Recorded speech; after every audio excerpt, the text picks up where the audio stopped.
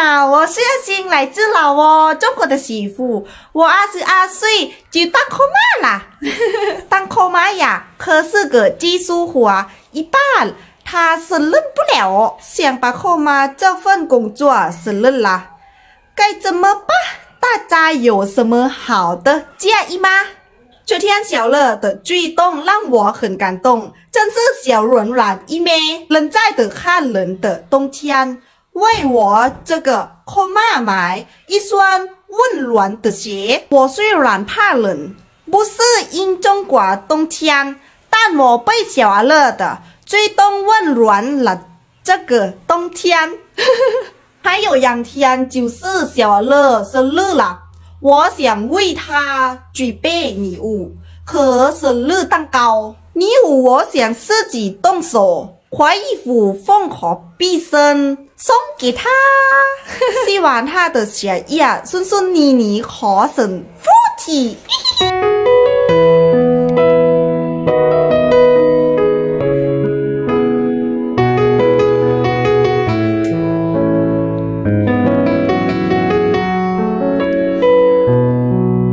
你會痛哭，皆已大笑，凝望大世界各種奧妙，興奮大叫，然後自我會放得太大，因你未發覺你還渺小，爬行着已離去，連媽媽都不再重要。你要跌倒，翻身再立正。成年留太遠，你學識怨命，所以任性。難受，但我會繼續供應，期待我與你攀山越嶺。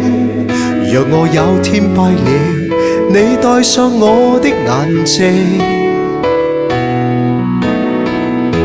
如果天地狠狠地將一切理想破滅了，還是流我的血，你別忘掉。如果輸在起跑地追得太痛苦太累了，是我對不起你，但你記得因快樂而笑。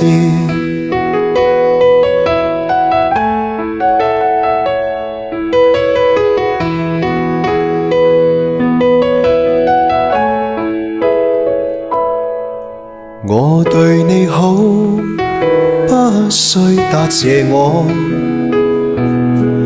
麻煩像我帶你來這世上，可以恨我。祈求上帝對你亦不錯，期望你老了不需自己過，做誰噪音一片，不聽都不算罪過。如果天地狠狠地將一切理想破滅了，還是流我的血，你別忘掉。如果輸在起跑地追得太痛苦太累了，是我對不起你，但你記得因快樂而笑。注定某日我將拋棄你於荒野，你發現世界又欠你一些。過頭啦，喜歡小樂喜歡。